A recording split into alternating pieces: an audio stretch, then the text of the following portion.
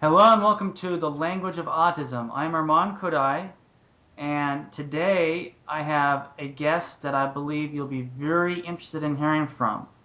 I'm actually very confident that you'll be interested in hearing what he has to say. Today we have Stephen Kapp, and he was diagnosed with Asperger's syndrome. So Stephen, tell us a bit about your diagnosis. Well, thanks for having me on. So I was diagnosed with Asperger's when I was turning 13 by UCLA, and I got involved in some summer camp for the wider autism spectrum, and there was also a social group through UCLA and the help group. And then I now I'm a PhD student at UCLA and have worked as part of the UCLA the Help Group Research Alliance, so it's come full circle. But I obviously have been autistic for life, and I, for example, that I would need to be rocked to sleep for hours sometimes, or jump for hours on my kind of baby jumper repetitively, and would become overwhelmed in large crowds and have to kind of cling to my mother. And I had various challenges with motor skills and kind of emotional maturity that led me to, and other issues that led me to have pre-K, even after preschool, and a mommy and me class. And I had speech therapy, sensory integration or occupational therapy, and psychotherapy, mostly privately as a small child, even well before I was diagnosed. And obviously I continue to live with those various challenges today. It's very interesting. You were diagnosed at 13, correct? Correct. Correct. That's very interesting. And what's your PhD in? It's in psychological studies and education. In other words, educational psychology, studying how people think and learn. And for me, it's applied to the autism spectrum. I've been involved as part of the UCLA Peers program for the education and enrichment of relational skills, the social skills intervention for autistic young adults who are supported by their caregivers, and they participate in concurrent sessions, learn some different social skills as though it's teaching the hidden curriculum, as it's called sometimes, as though it's academic and in a more structured and concrete format, with different opportunities for feedback and homework assignments and that sort of thing.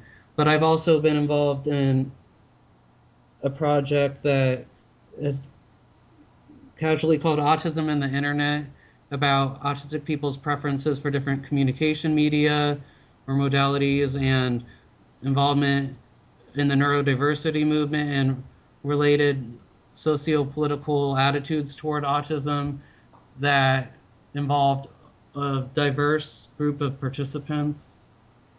And well, those have been my main two projects that I've been involved with. That's very, very interesting. Tell us a bit about the neurodiversity movement. You're very involved in that regard, correct? Well, correct. I'm the co-director of the Autistic Self-Advocacy Network's LA UCLA chapter, and we put on a panel called Neurodiversity 101 and on campus, and we actually had many medical professionals, audiences that are familiar with autism but not necessarily often exposed to this kind of attitude toward it. And I think we had a receptive audience, and that's just one example. We plan to show another video next month called Love and Lampposts, about a father who journeys to figure out how to best understand and support his autistic son through an exploration of the neurodiversity and other autism advocacy movements. Yes, I've heard of that. And I actually haven't seen it yet, but I've heard good things about it. So I haven't seen it either, but I've heard good things about it bring too. our own event about it. Sorry, what did you say? I said I haven't seen it either, but I've heard good things as well. Right. So, I've gone to different autism conferences, been involved in different policy committees for the state. Um, it's, well, too many things to list, I suppose. But even Right. before I formally became involved in this organization, I kind of spearheaded a disability awareness, the creation of the Disability Awareness Week at USC as an undergraduate, and specifically the wheelchair basketball event that preceded it. And I created actually an autism student organization that invited some panelists, including our mutual friend Natasha Lewis, and that, well, before she, at least her name before she got married, as we know, and Right. that's how I met you as well. Right. So lots of things coming full circle. So you are super involved, it seems like. A lot of things. I was hoping, could you explain the neurodiversity movement in a little bit more detail? Well, sure. It's a political movement that applies the principles of the disability rights movement to autism, to help people learn how to understand, accept, and support autistic people to achieve full lives, to participate in society and achieve a high quality of life as autistic people through appropriate interventions, supports, accommodations, assistive technologies, etc., and having accessible environments. And it involves autistic people, as the disability rights movement says, nothing about us without us. So autistic people being full participants in the representation of autism in the media, in policy deliberations, and autism advocacy itself, of course. And so it was created as a more of a social movement that formed largely on the internet in 1992 by Jim Sinclair, but it wasn't until late 2007 under the leadership of Ari Ne'eman that it became more overtly political and formally engaged in the Cross Disability Coalition as part of the broader, again, disability rights movement, and become better represented in the various matters related to autism. All right. Well, thank you. I just think some people will be very interested in hearing about that. And earlier, before we conducted this interview, we were talking about language choice, such as the terminology of autistic versus individual of autism. I know you prefer the term autistic. Can you explain to our listeners the difference between the language choice and why you prefer the term autistic versus individual of autism? Well, sure. Well, it generally, I sometimes call it identity first language, to say autistic person versus person with autism, because of viewing autism as an inseparable part, perhaps, personality element of the self, that it affects it. That relates to the fact, I think, both that it's complex and that it's pervasive, and that it's represents a balance, a combination of positive, neutral, and maybe more negative or aspects or weaknesses or challenges. So autism is formally diagnosed in terms of social interaction, communication and repetitive or restricted behavior impairments or deficits, but it also involves many, again, neutral areas or strengths in those capacities, but also especially it affects executive functioning, so how people process information and think about the world, um, and sensory processing, which involves motor skills as well. And so sometimes the same thing that can be a strength in one area can be a challenge in another environment. And it's just such a, and while it is a wide spectrum, there haven't been any, for example, valid subgroups, and this is why we don't like to emphasize diagnostic or functioning labels, because there's so much diversity within the autism spectrum, and it affects so much of the person that at what point do you mark a boundary and say this part is autism and this isn't? And to say that autism has to be separated from the person, such as suggested by person first language, suggests that autism is something really bad, like a disease that someone needs to try to eliminate, and try to emphasize that autism, that there's more to the person beyond autism. But saying identity first doesn't mean that autism entirely defines a person, that it's the only aspect of the person that matters. I say that I'm, a Jew or a Jewish person. I don't say that I'm a person with left-handedness, even though left-handed people used to get stoned, hundreds or thousands of years ago. But I'm a left-handed person. It's not so stigmatized anymore. Right. That's a very interesting viewpoint. For me, I'm okay with either terminology. It doesn't really make that big of a difference to me. Though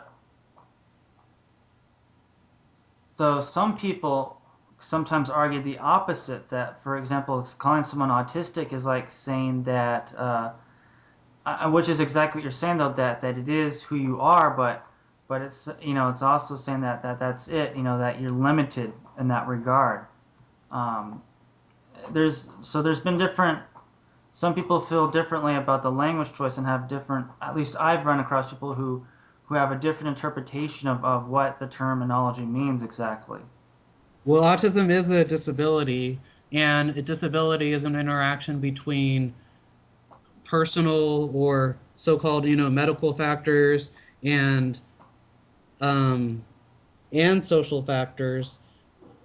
But the society also has an important role to play in providing a more accessible and supportive environment. But it's true that autistic people's lives are often more challenging than the lives of non-autistic or typical people. But I also think that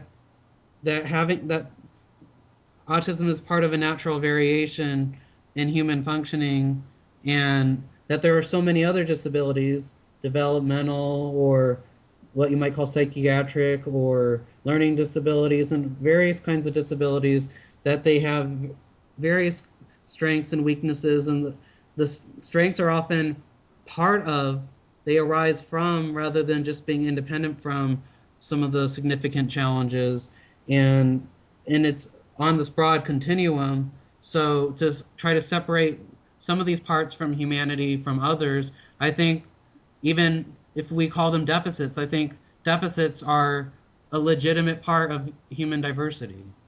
But I also respect that, I think it's important that people understand why someone would choose to call themselves an autistic person versus a person with autism, for example.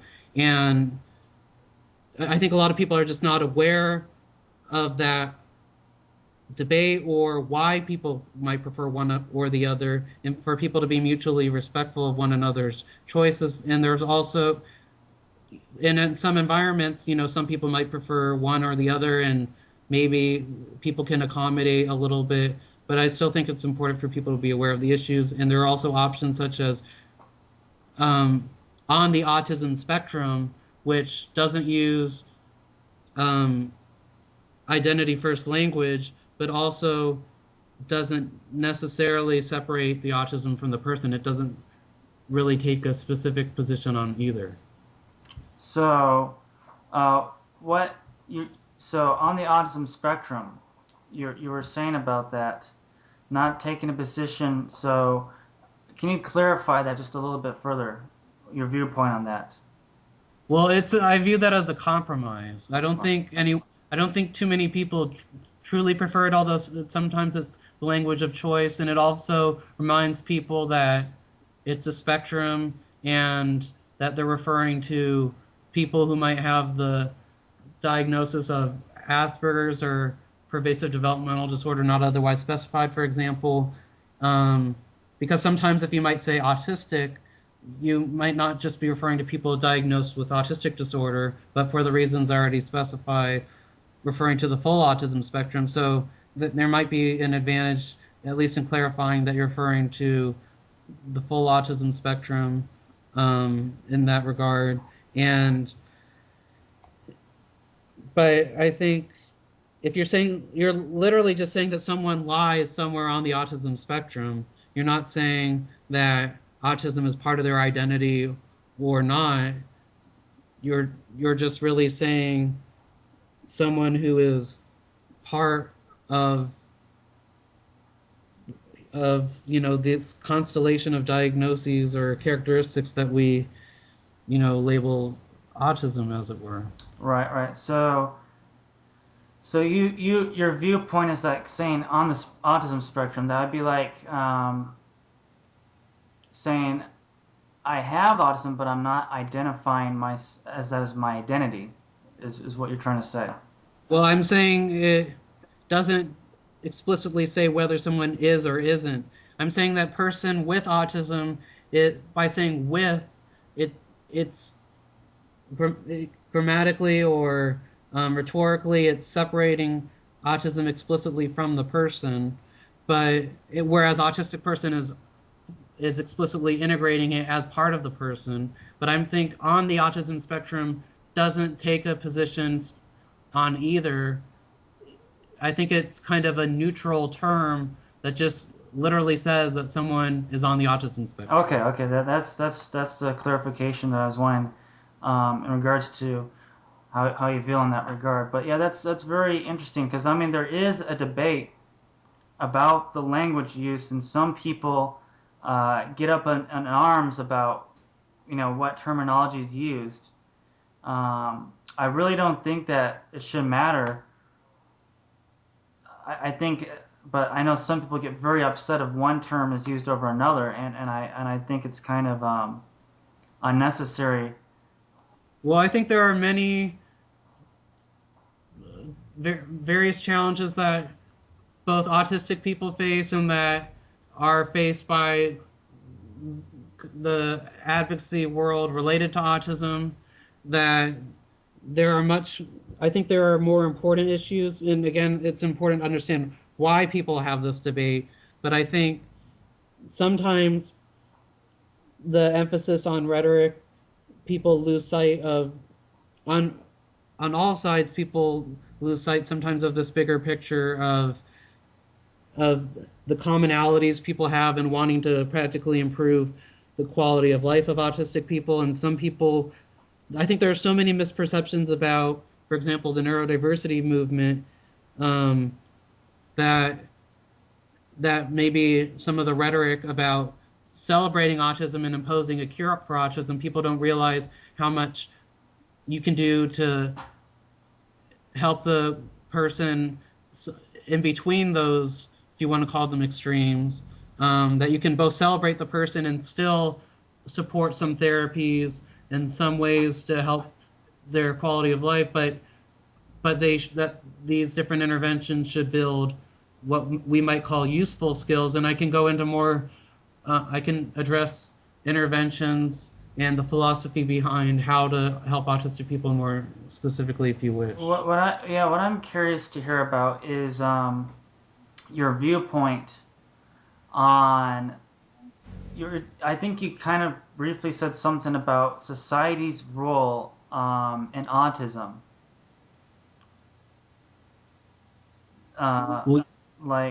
being accommodating and thing of that nature. I mean, how do you feel that society should accommodate autistic people?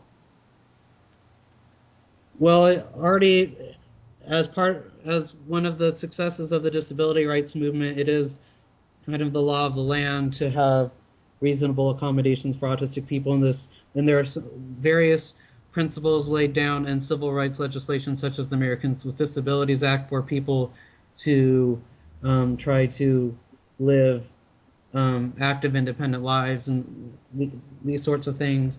But I think there's there's a difference between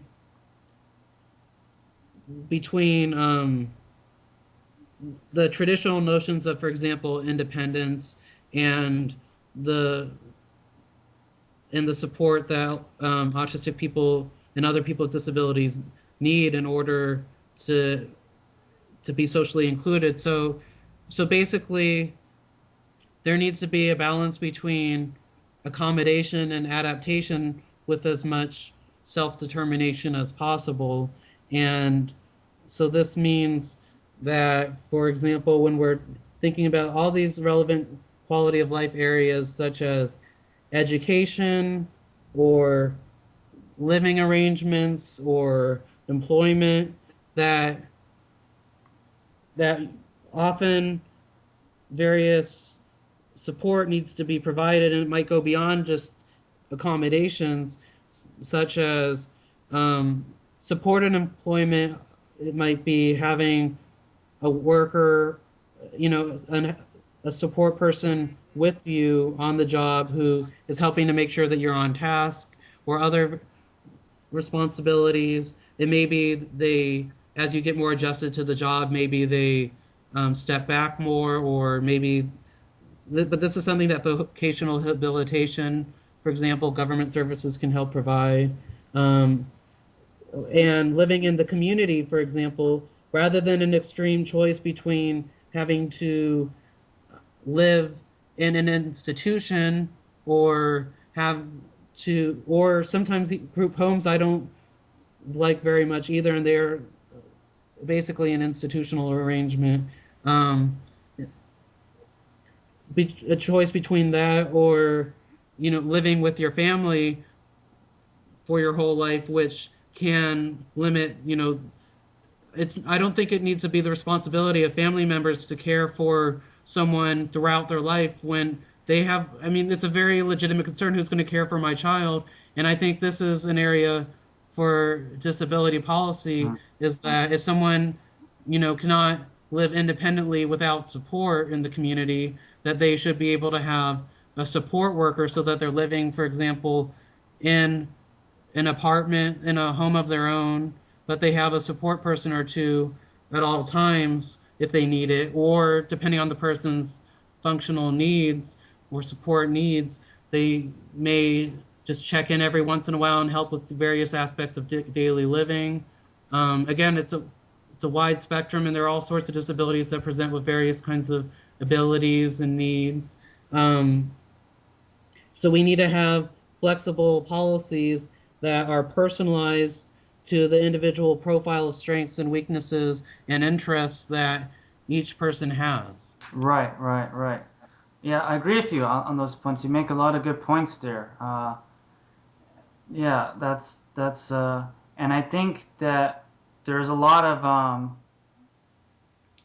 of things being looked at in regards to what you're talking about. And I've also served on some committees, and I've had input regarding like the quality of life and the the things that you're talking about. You mentioned like supportive employment and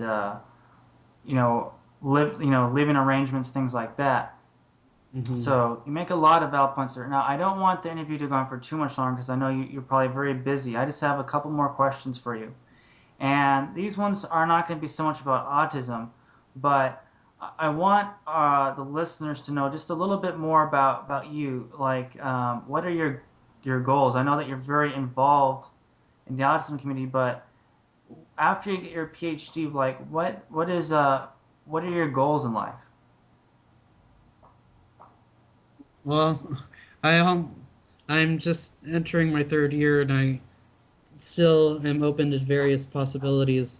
But one of the plans has been to become, for example, a professor in education or psychology or disability studies, and in studying these practical issues about people's attitudes and various kinds of interventions to help support autistic people or other people with disabilities in our families throughout the lifespan.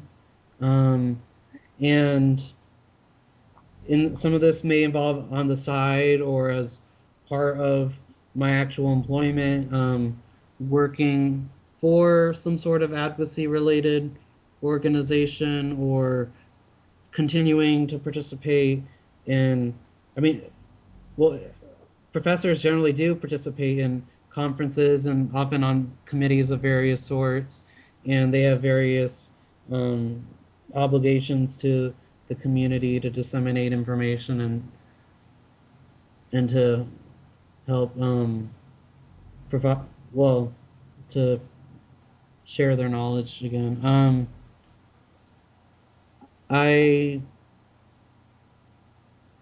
I generally want to integrate some of these neurodiversity and disability rights principles into very practical efforts because I sometimes worry that disability studies, for example, it's a field, I mean, like other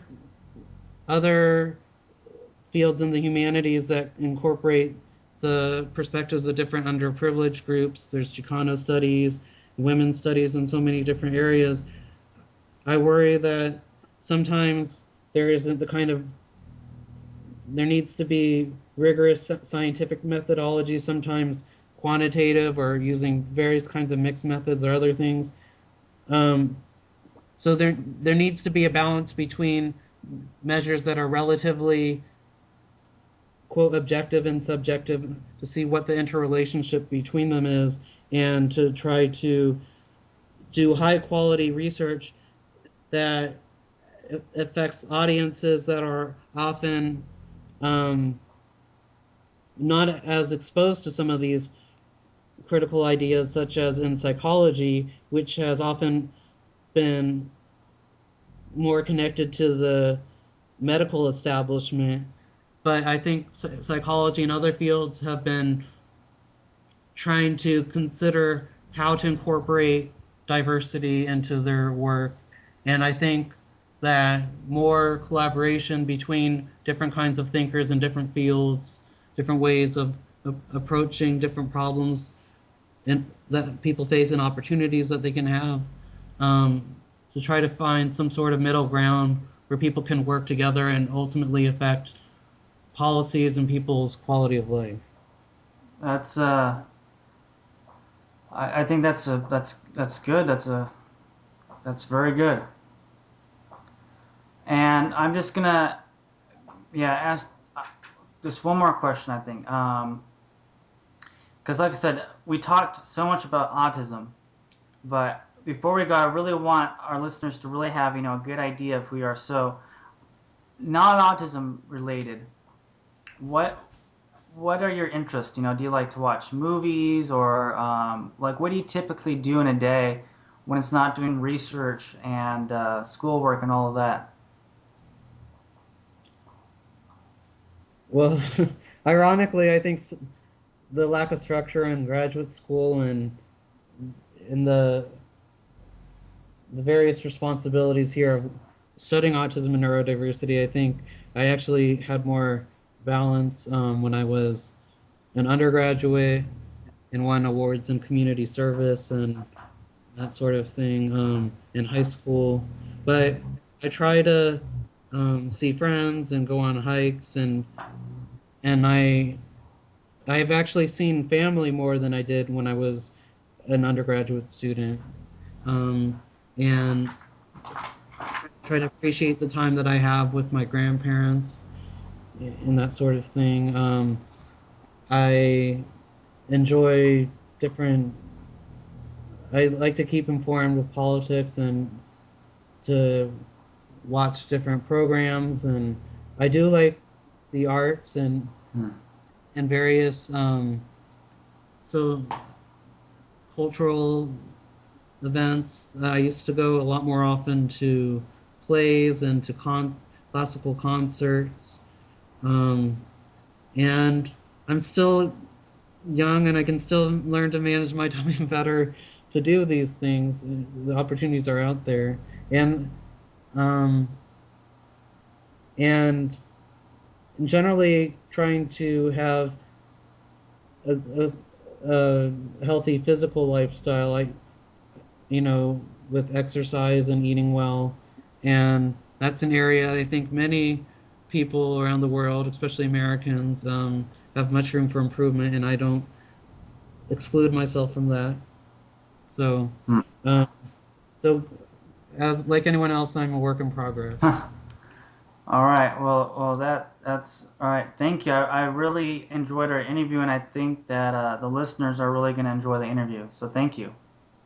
Thank you. All right. Well, that is it for today. Everyone, thank you for listening. And this was Stephen Kapp. And may everyone have an awesome day of awesomeness. Thank you.